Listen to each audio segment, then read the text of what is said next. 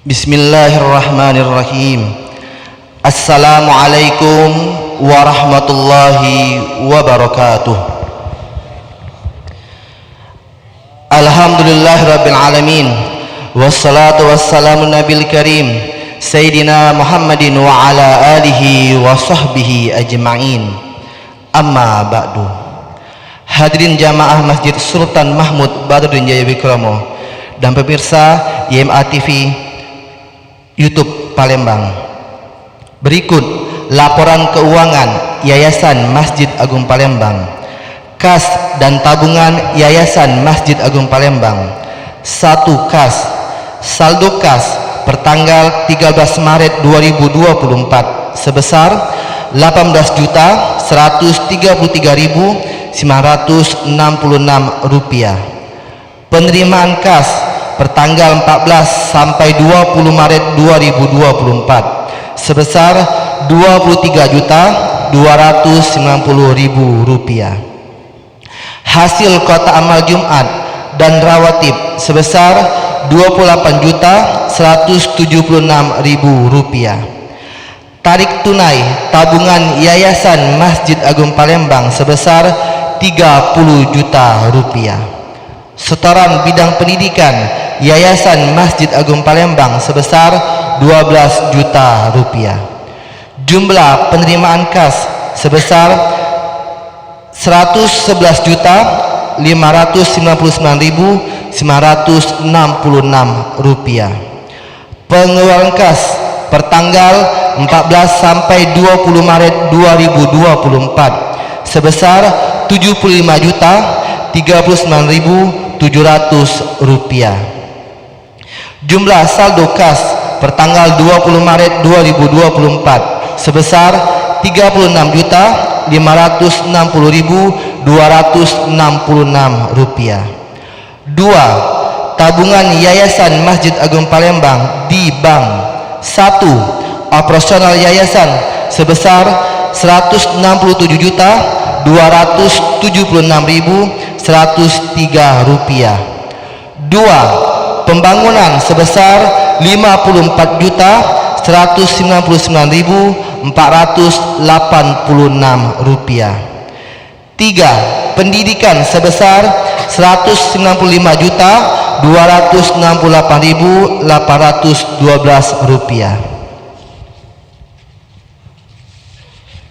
Petugas sholat Jumat 11 Ramadan 1445 Hijriah bersamaan dengan 22 Maret 2024. Qori dan muadzin yang terhormat Al-Ustadz Putra Ramadan, Muraqi Al-Ustadz Muhammad Akbar Al-Anmi, Khatib Al-Mukarram Al-Ustadz Al-Habib Muhammad Syukri bin Ali bin Syahab, Imam Al-Mukarram Al-Ustadz Haji Umar Umayyah Ibrahim.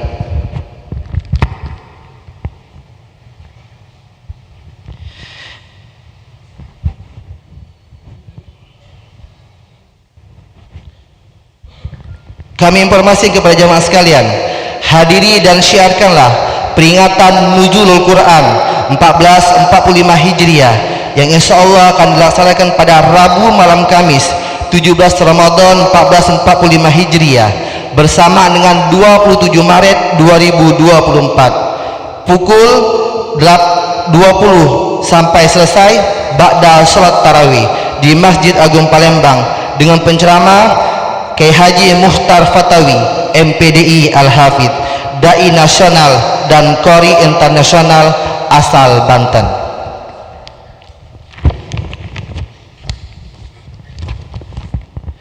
Kami informasikan kepada jemaah sekalian, demi kekhususan kita bersama dalam menunaikan ibadah sholat Jumat, ketika hendak memasuki masjid atau berada dalam masjid, apabila khatib sedang berkhutbah, bagi yang menggunakan handphonenya diharapkan untuk tidak mengaktifkannya. Kami ulangi lagi, ketika hendak memasuki masjid atau berada dalam masjid, apabila khatib sedang berkhutbah, bagi yang menggunakan handphonenya diharapkan untuk tidak mengaktifkannya. Untuk menjaga kebersihan dan kesucian masjid, sepatu, sandal kami mohon agar dititipkan di tempat penitipan atau dimasukkan ke dalam kantong plastik. Demikian yang dapat kami informasikan. Terima kasih atas perhatian dan kerjasamanya. Semoga Allah Subhanahu wa Ta'ala menerima semua amal ibadah kita. Amin ya rabbal alamin. Akhirul kalam, wabillahi taufiq wal hidayah. Wassalamualaikum warahmatullahi wabarakatuh.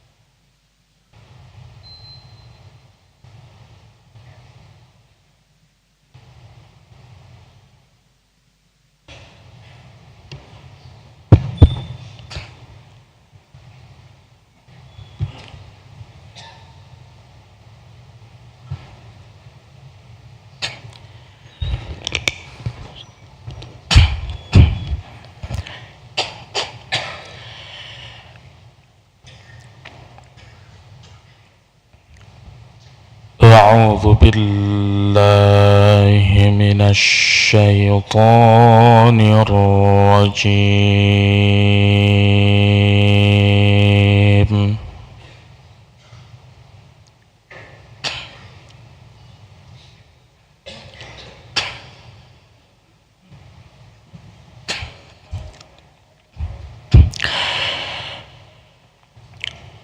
بسم الله الرحمن الرحيم.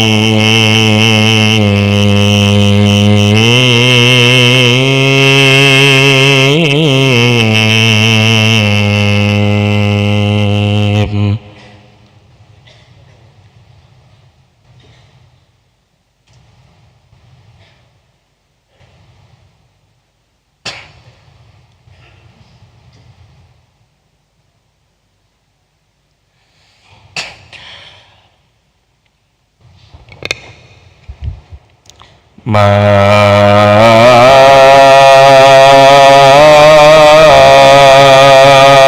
أغنى عني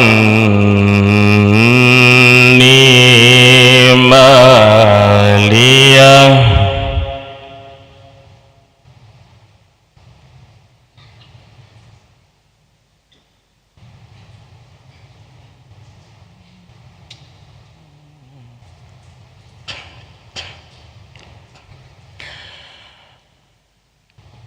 هلك عني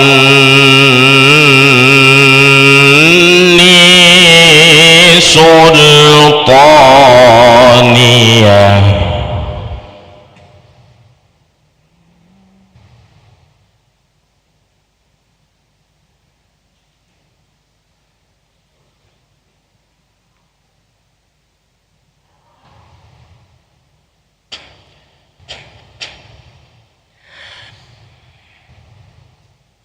خذوه فغلوه ثم الجحيم صلوه.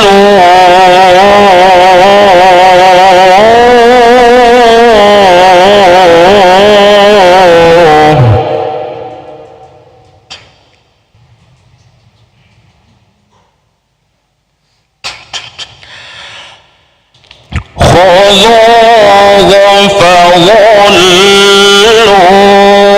ثم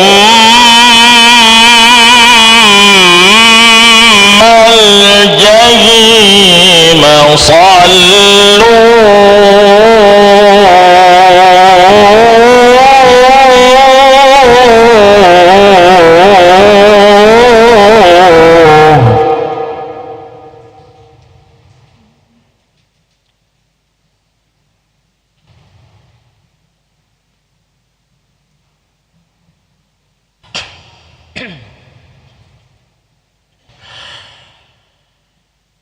ثم في سلسلة ذرعها 70 ذراعا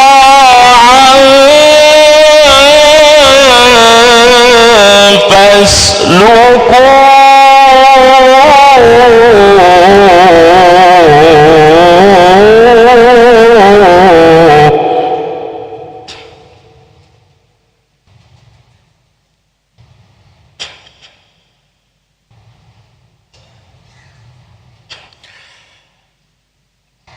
ثم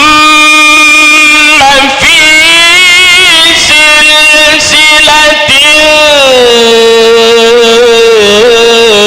ذرعها 70 ذراعا فاسلكوه.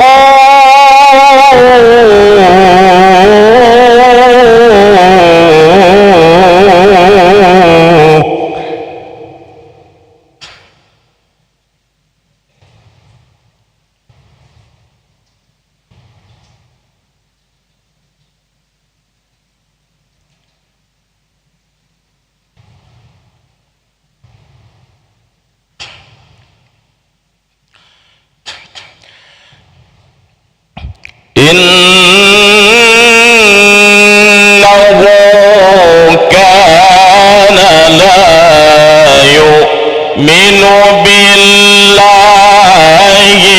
العظيم.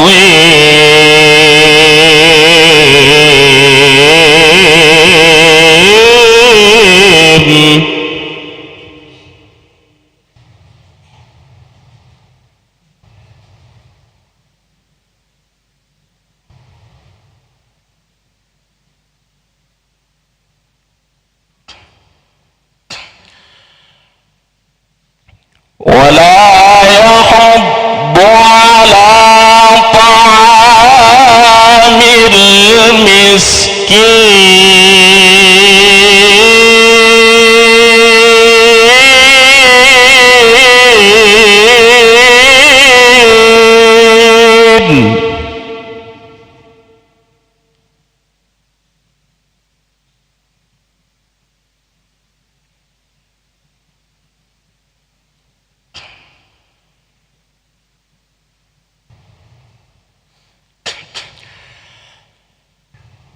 فليس له اليوم هاهنا حميم.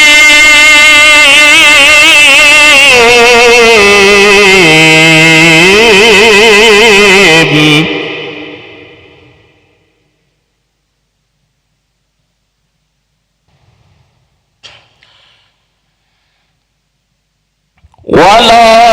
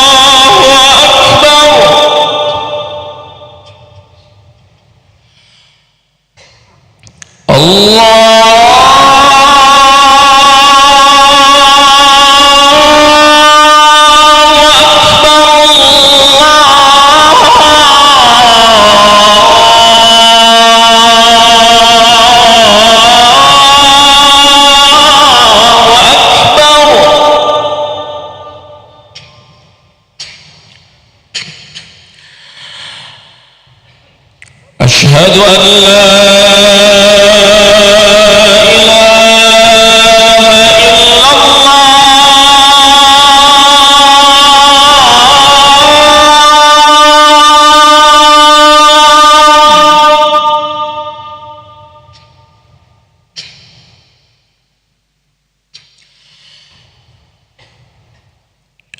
أشهد أن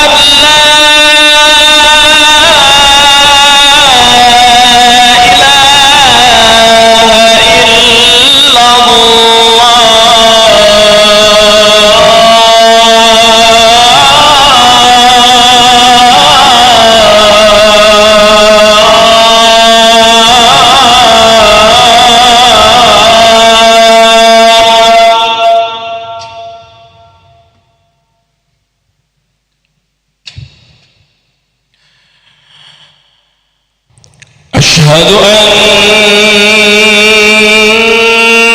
محمدًا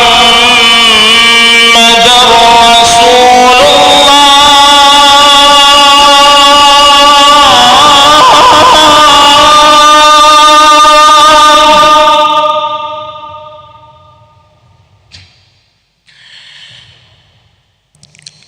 أشهد أن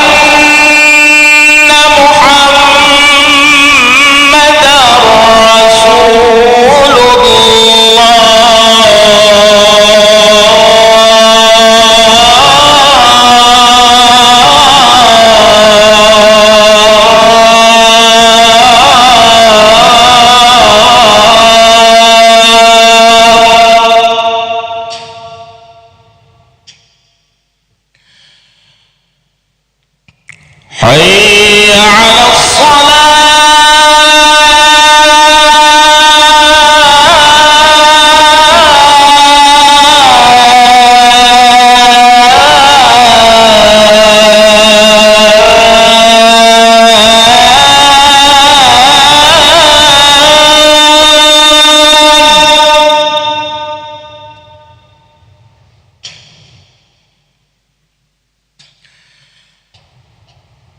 حي على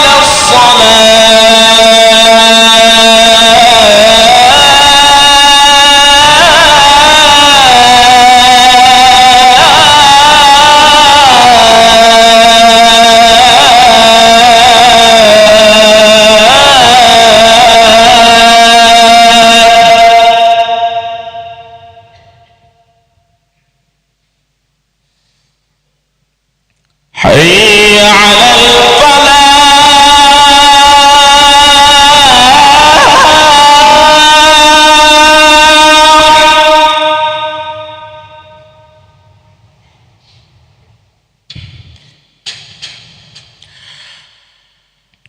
حي على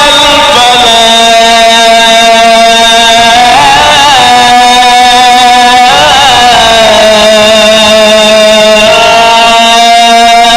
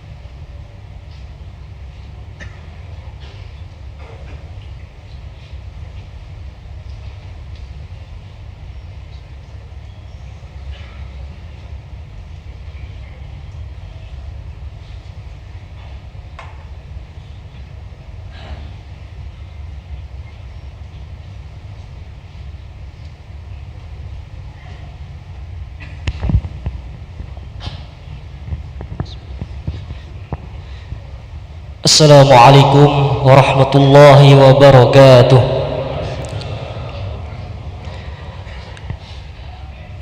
Ruhiya an Abi Hurairah radhiyallahu anhu annahu qala Rasulullah sallallahu alaihi wasallam idza qulta li sahibika yaumal jumu'ah ansit wal imamu yahtubu faqad larat ansitu wasma'u wa ati'u rahimakumullah.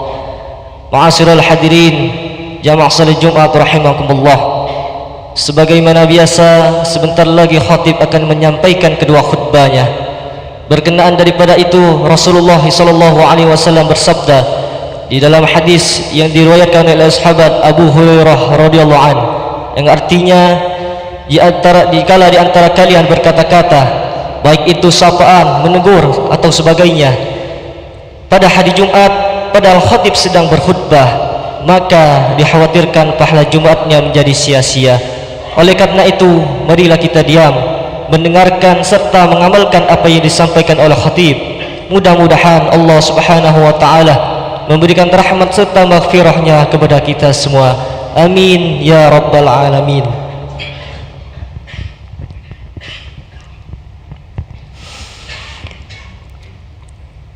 Innallaha wa malaikatahu yusalluna 'alan nabi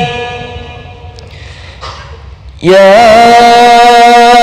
ayyuhalladzina amanu sallu 'alaihi wa sallimu taslima. Allahumma salli wa sallim ala sayyidina Muhammadin sayyidil mursalin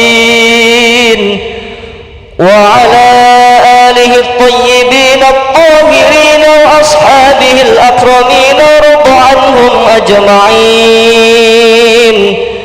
bi rahmatika ya arhamar rahimin. Assalamualaikum warahmatullahi wabarakatuh.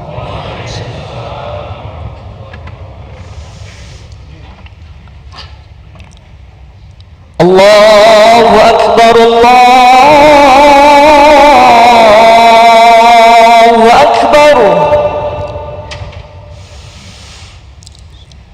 Allahu akbar, Allahu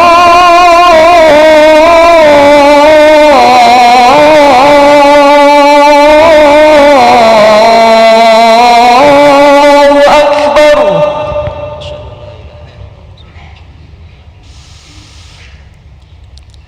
Ashhadu an la ilaha illallah.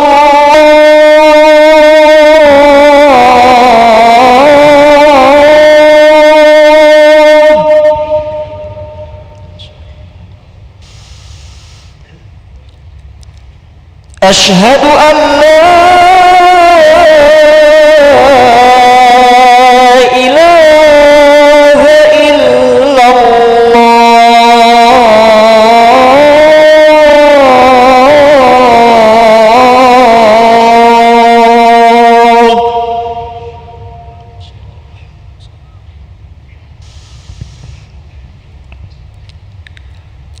أشهد أن محمدًا رسول الله.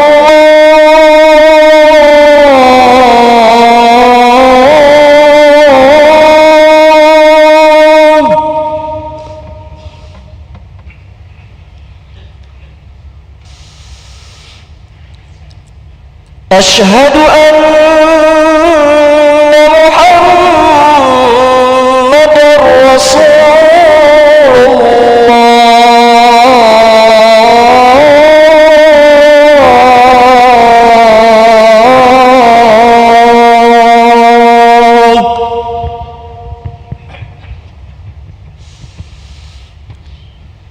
حي على الصلاة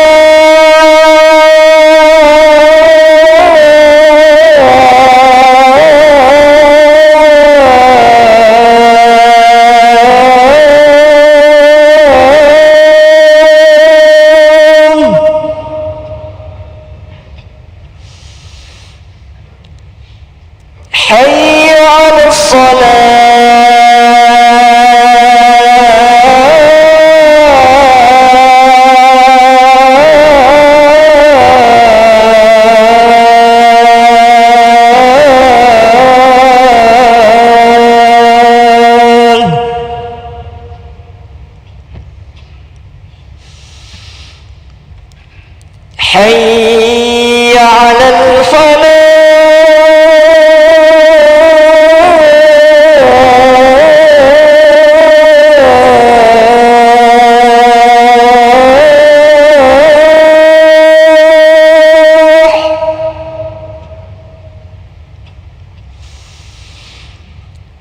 حي على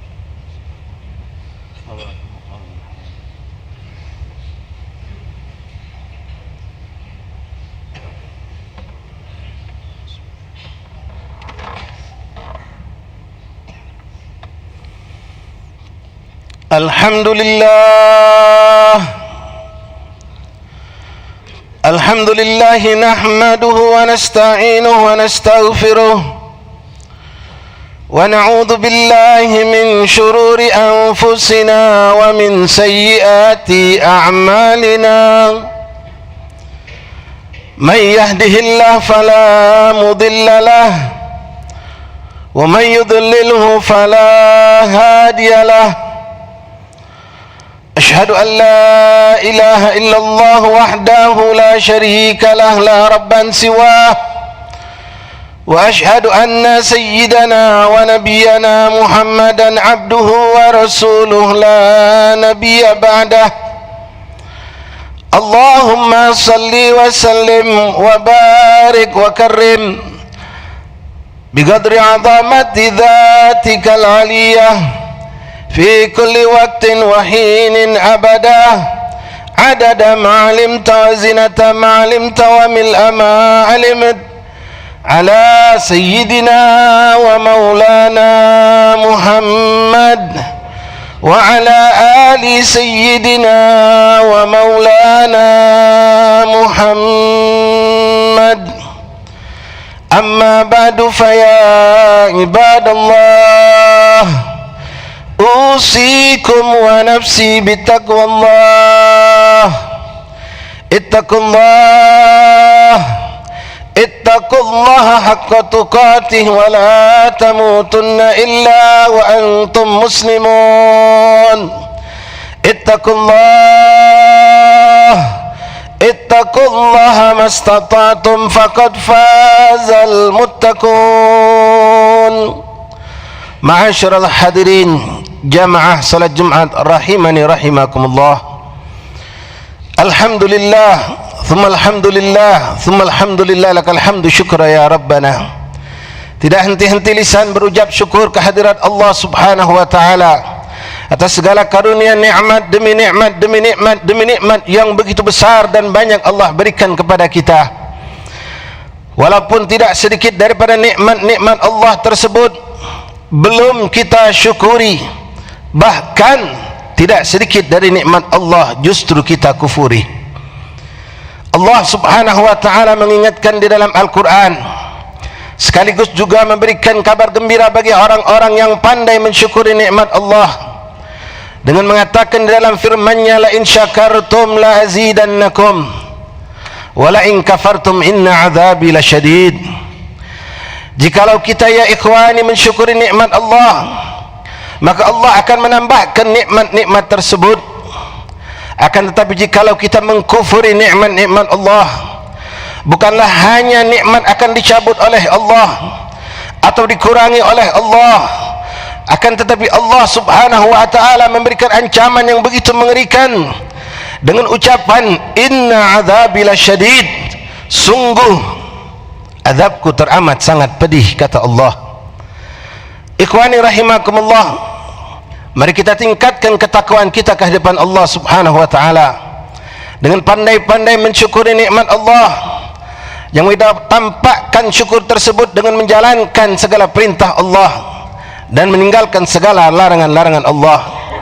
Yang mana hakikat mensyukuri nikmat Allah bukan hanya sekedar berucap lafaz alhamdulillah, akan tetapi menggunakan segala nikmat Allah untuk mendekatkan diri kepada Allah, untuk melakukan ketaatan dan ketakwaan kepada Allah subhanahu wa ta'ala. Ma'asyiral ikhwan rahimani rahimakumullah, alhamdulillah thumma alhamdulillah, tanpa terasa bagian pertama daripada bulan Ramadan yang penuh berkah, 10 pertama telah kita lewatin bersama. Hari ini dengan izin Allah kita memasuki hari yang ke-11. Maka 10 hari adalah waktu yang cukup pantas dan cukup tepat kita untuk mengintrospeksi diri kita, bermuhasabah tentang apa yang kita dapatkan di dalam bulan Ramadan. Ya ikhwani rahimani rahimakumullah, bagaimana keadaan kita selama 10 hari pertama dari bulan Ramadan adalah menjadi gambaran untuk hari-hari setelah 10 tersebut. Man lam yujahid lam yusyahid, kata ulama. Man lam yujahid fil bidayah lam yusyahid fil nihayah. Orang-orang yang tidak bermujahadah di awal permulaan dalam memulai ketaatan kepada Allah, maka mereka tidak akan pernah sampai kepada Allah subhanahu wa ta'ala. Orang-orang yang tidak memulai untuk bersungguh-sungguh ibadah kepada Allah, mendekatkan diri kepada Allah di awal waktu mereka mendekatkan kepada Allah, maka mereka tidak akan pernah menyaksikan hasil dari apa yang mereka kerjakan. Ikhwani rahimakumullah, 10 hari pertama dari bulan Ramadan, apakah cahaya daripada ketakwaan yang Allah janjikan telah nampak pada diri kita?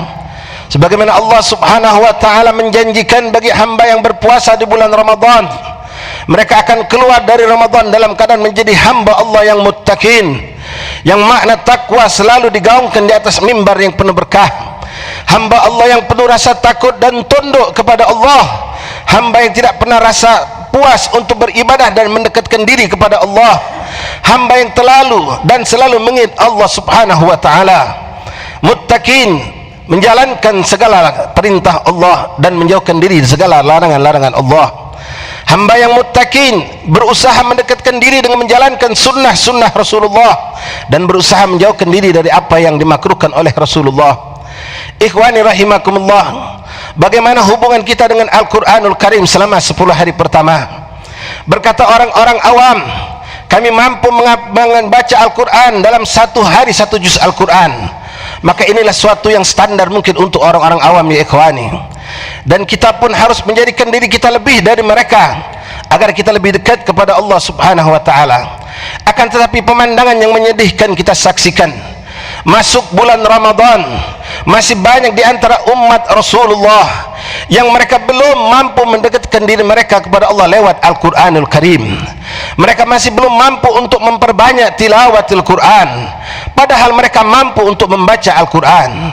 Ya ikhwani rahimani rahimakumullah, berkata ulama, bukanlah Al-Quran itu mereka yang enggan untuk membacanya, akan tetapi memang Allah yang tidak mengizinkan kepada hamba tersebut untuk membaca kalam ilahi, kalamullah. Dalam makna, bukanlah orang tersebut yang enggan untuk membaca Al-Quran, akan tetapi sesungguhnya Al-Quran yang enggan untuk dibaca oleh hamba tersebut.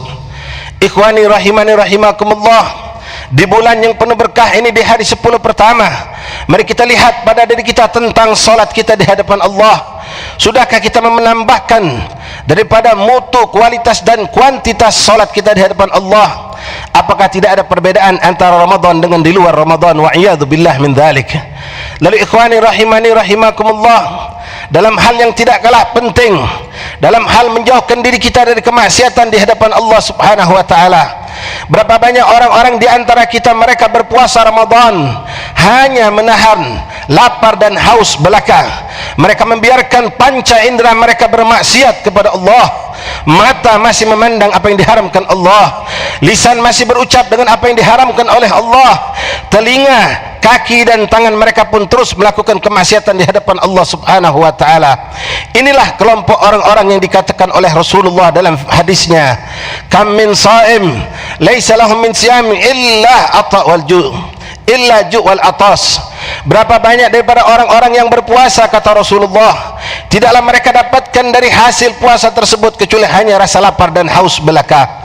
Ikhwani rahimakumullah, kalau datang bulan Ramadan kita tidak mampu memperbanyak solat-solat sunnah di hadapan Allah, lalu kapan kita akan mampu memperbanyak solat-solat sunnah di hadapan Allah? Kalau datang bulan Ramadan kita tidak mampu menghubungkan diri kita dengan erat dengan memperbanyak membaca ayat-ayat kalamullah, kitab suci Al-Quran, lalu kapan kita akan mampu memperbanyak membaca Al-Quran? Apakah menunggu kita yang akan dibacakan oleh saudara kita atas bacaan Al-Quran? Bacalah Al-Quran ya ikhwani sebelum Al-Quran dibacakan untuk dirimu, dalam makna sebelum ajal datang menjemputmu. Maka bacalah Al-Quran yang merupakan perjuangan baginda Rasulullah dengan darah dan keringat beliau bersama keluarga dan para sahabatnya. Al-Quran pun dijaga Allah dan tidak pernah Allah memberikan penjagaan seperti dalam Al-Quran terhadap kitab-kitab sebelumnya. Ikhwani rahimakumullah, masih tersisa 19 hari atau 20 hari yang insya Allah akan kita jalani bersama. Maka bangkitkan diri kita untuk memperbanyak ketaatan kepada Allah, memperbanyak tilawatil Quran, memperbanyak salat-salat sunnah, meningkatkan dari jumlah sedekah dan infak kita, memperbanyak zikir, tasbih, tahmid, tahlil dan bersalawat kepada baginda Rasulullah. Dan yang tidak kalah pentingnya ikhwani, jauhkan sejauh-jauhnya diri kita dari segala bentuk kelalaian dan kemaksiatan. Sebagaimana ulama sebagian mengatakan Allah melipat gandakan pahala bagi orang-orang yang beramal soleh, maka dalam keadaan sebaliknya pula orang-orang yang melakukan kemaksiatan di bulan Ramadan, maka mereka pun akan mendapatkan dosa yang berlipat ganda di hadapan Allah Subhanahu wa taala. Semoga Allah Subhanahu wa taala menerima amal ibadah 10 pertama yang telah kita lewati bersama dan menjaga dan memperkuat pada diri kita dengan taufik dan inayahnya untuk melanjutkan puasa dengan penuh ibadah, dengan kualitas dan kuantitas ibadah yang lebih dari 10 hari yang pertama. Dan mudah-mudahan Allah Subhanahu wa taala mempertemukan kita dengan Lailatul Qadar, malam yang penuh dengan keberkahan, malam yang bukan hanya kita mengharapkan berjumpa dengannya, tapi bahkan beliau Rasulullah, mereka para aulia Allah, mereka ahli ibadah, para salihin berharap untuk berjumpa dengan malam tersebut. Dan semoga Allah Subhanahu wa taala menjadikan kita hamba yang bertakwa bukan hanya semasa di dalam bulan Ramadan, akan tetapi Allah memberikan janjinya bagi orang-orang yang beribadah dengan tekun di bulan Ramadan tidak keluar kecuali kita menjadi hamba Allah yang muttaqin. Amin Allahumma amin ya rabbal alamin. Inna ahsanal kalam kalamullah malikul alam, bidzalika yahtadil muhtadun. A'udzu billahi minasyaitonir rajim. Bismillahirrahmanirrahim. Ya ayyuhalladzina amanu kutiba alaikumus siyamu kama kutiba alal ladzina min qablikum la'allakum tattaqun.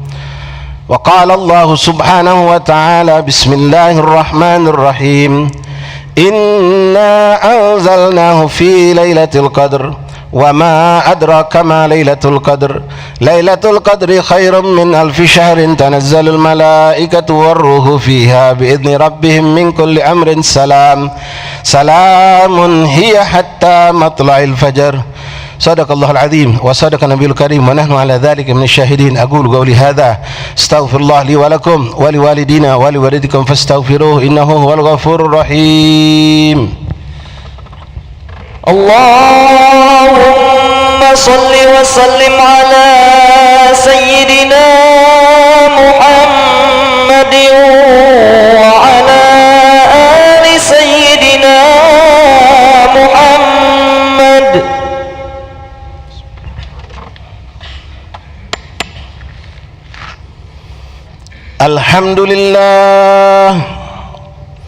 الحمد لله الذي هدانا لهذا وما كنا لنهتدي لولا أن هدانا الله أشهد أن لا إله إلا الله وحده لا شريك له وأشهد أن سيدنا ونبينا محمدا عبده ورسوله اللهم صل وسلم وبارك وكرم على سيدنا محمد وعلى آل سيدنا ومولانا محمد أما بعد فيا عباد الله أوصيكم ونفسي بتقوى الله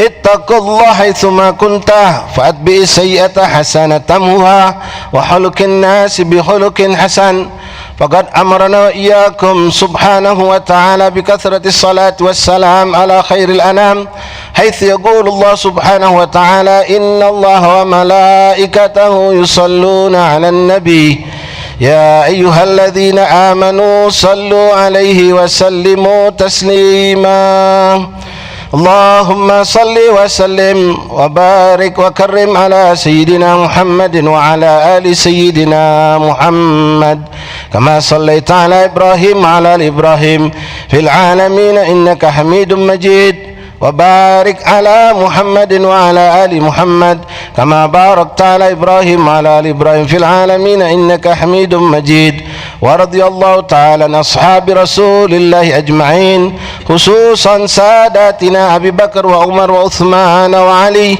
وكافة عشر مبشرين بالجنة وكافة أهل البيت رسول الله وأزواج رسول الله وذرية رسول الله وأصحاب وأحباب وأنصار رسول الله والتابعين والتابعين ومن تبعهم بإحسان إلى يوم الدين وعلينا معهم وفيهم برحمتك يا أرحم الراحمين اللهم اغفر للمسلمين والمسلمات والمؤمنين والمؤمنات الأحياء منهم والأموات اللهم اكفنا وإياهم شر مصائب الدنيا والدين اللهم ادفع واصرف عنا وعن المسلمين عامة وعن بلادنا إندونيسيا خاصة البلاء والوباء والمرض والسقام والغلاء والزلزال والشلل والطوفان وسائر البلاء والفتن ما ظهر منها ما بطن برحمتك وجودك وكرمك يا أرحم الراحمين عباد الله إن الله يأمركم بالعدل والإحسان وإيتاء ذي القربى وينهى عن الفحشاء والبغي يعظكم لعلكم تذكرون واذكروا الله يذكركم واشكروه على نعمه يزدكم واسألوا من فضله يؤتكم ولذكر الله أكبر والله يعلم ما تصنعون أقم الصلاة الله أكبر الله أكبر أشهد أن لا إله إلا الله أشهد أن محمدا رسول الله حي على الصلاة حي على الفلاح قد قامت الصلاة قد قامت الصلاة الله أكبر الله أكبر لا إله إلا الله لا إله إلا الله سيدنا محمد رسول الله صلى الله عليه وسلم من صالح أهلها استووا أقيموا صفوفكم واعتدلوا أعوذ بالله من الشيطان الرجيم بسم الله الرحمن الرحيم قل أعوذ برب الناس ملك الناس من شر الوسواس الخناس رب أعوذ بك من الشيطان صلي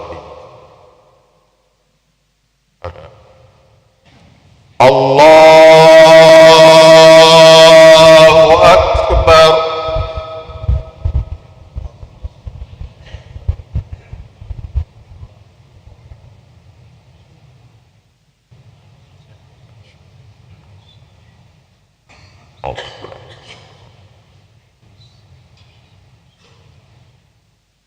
بسم الله الرحمن الرحيم الحمد لله رب العالمين الرحمن الرحيم مالك يوم الدين الدين إياك نعبد وإياك نستعين اهدنا الصراط المستقيم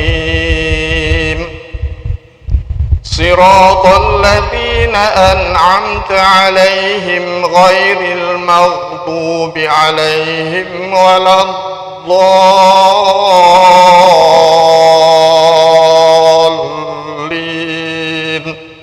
آمين.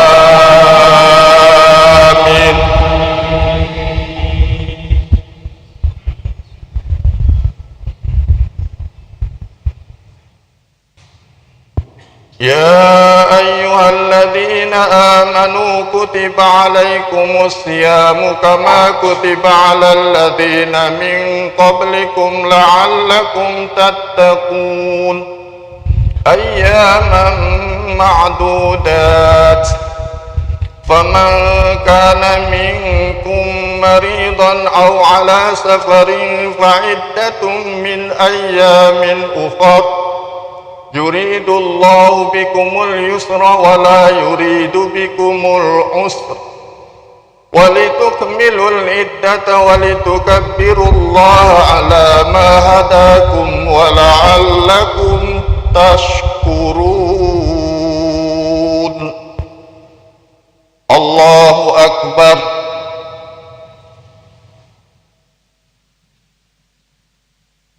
سمع الله لمن حمده. الله أكبر.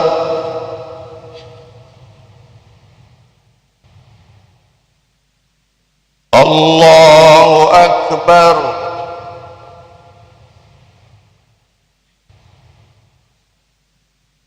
الله أكبر.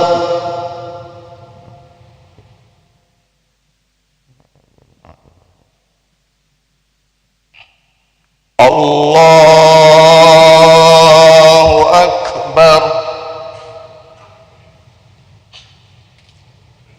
بسم الله الرحمن الرحيم.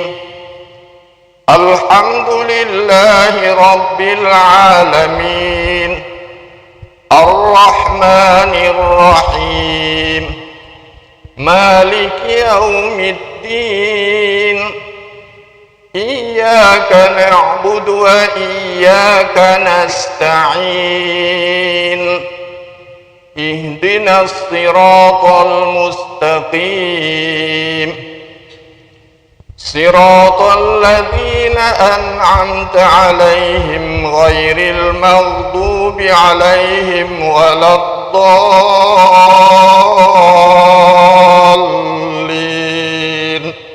آمين.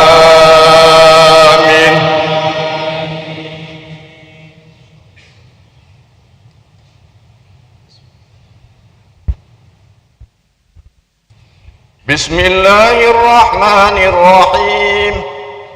إنا أنزلناه في ليلة القدر وما أدراك ما ليلة القدر ليلة القدر خير من 1000 شهر تنزل الملائكة والروح فيها بإذن ربهم من كل أمر سلام هي حتى مطلع الفجر.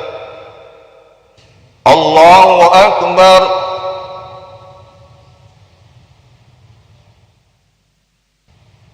سمع الله لمن حمده.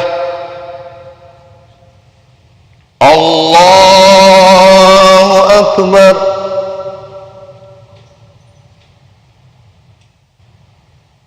الله أكبر.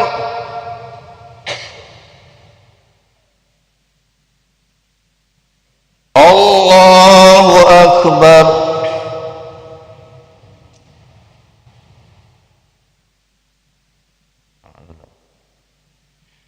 الله أكبر.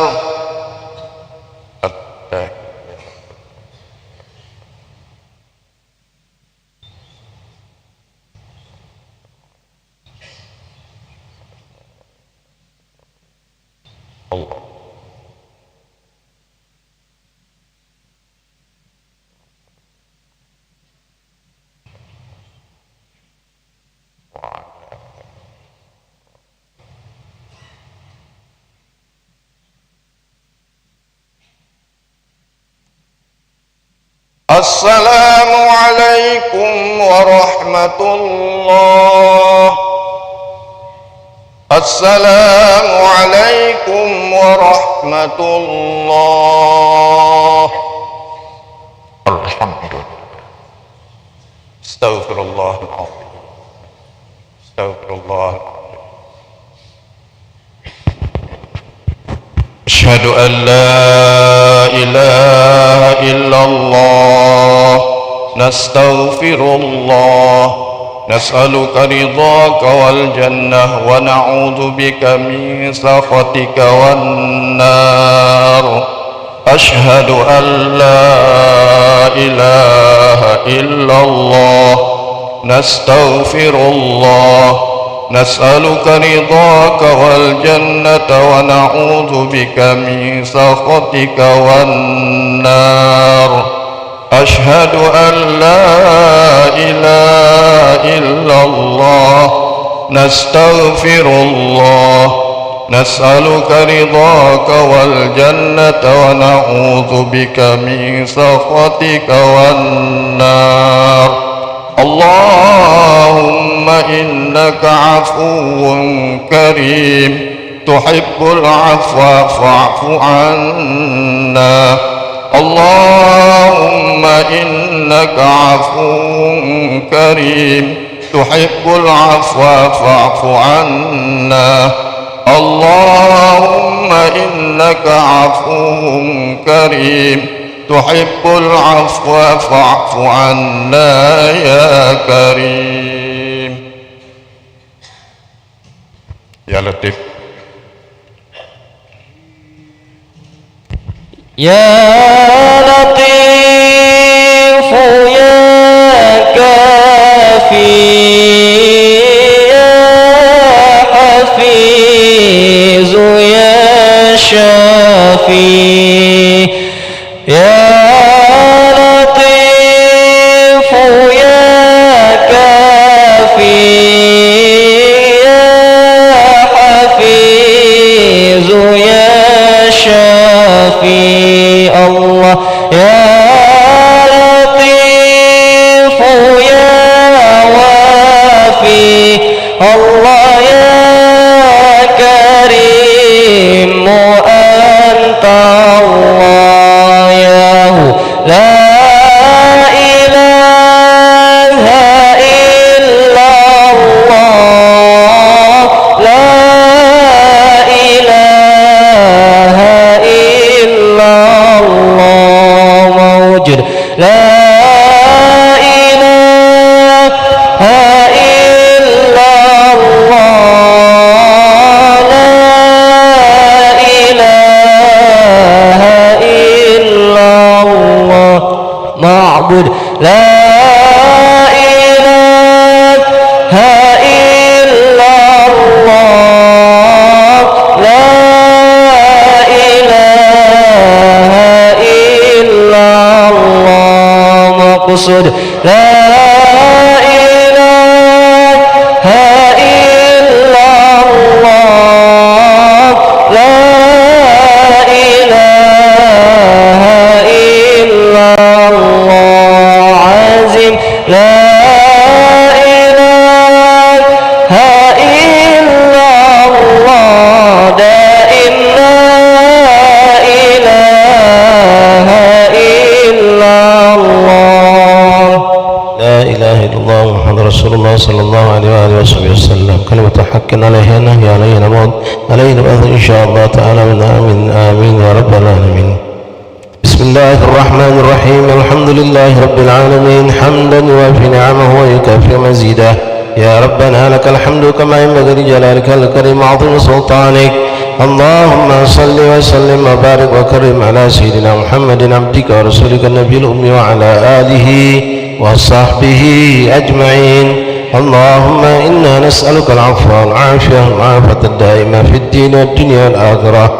اللهم إنا نسألك رضاك والجنة ونعوذ بك من سخطك والنار. اللهم إنك عفو كريم تحب العفو فاعف عنا يا كريم. اللهم فارق الفرقان ومنزل القرآن بالحكمة والبيان بارك اللهم لنا في شهر رمضان بارك اللهم لنا في شهر رمضان بارك اللهم لنا في شهر رمضان وأعنا على الصيام وقيام وتلاوة القرآن وإحياء السنن واحفظنا يا ربنا من الذنوب والآثام واختم لنا بأحسن الختام ربنا تقبل منا صلاتنا وصيامنا وقيامنا وركوعنا وسجودنا وقراءتنا وتمم تقصيرنا يا رب العالمين اللهم أدركنا ليلة القدر وعظم لنا فيها الأجر اللهم أدركنا ليلة القدر وعظم لنا فيها الأجر اللهم أدركنا ليلة القدر وعظم لنا فيها الأجر ربنا ظلمنا أنفسنا وإن لم تغفر لنا وترحمنا لنكونن من الخاسرين ربنا اغفر لنا وارحمنا واحفظنا ولوالدينا ومشايخنا في الدين وذوي الحقوق علينا من أحسن إلينا أجمعين ربنا آتنا في الدنيا حسنة وفي الآخرة حسنة وقنا عذاب النار صلى الله على سيدنا محمد عبدك ورسولك النبي الأمي وعلى آله وصحبه وسلم والحمد لله رب العالمين بسر الفاتحة. الحمد لله رب العالمين الرحمن الرحيم مالك يوم الدين إياك نعبد وإياك نستعين صراط المستقيم صراط الذين أنعمت عليهم آمين آمين يا الله يا رب العالمين اللهم إنا نسألك رضاك والجنة ونعوذك من سخطك والنار اللهم لك عفو كريم ربنا يا كريم وصلى الله على سيدنا محمد والحمد لله رب العالمين.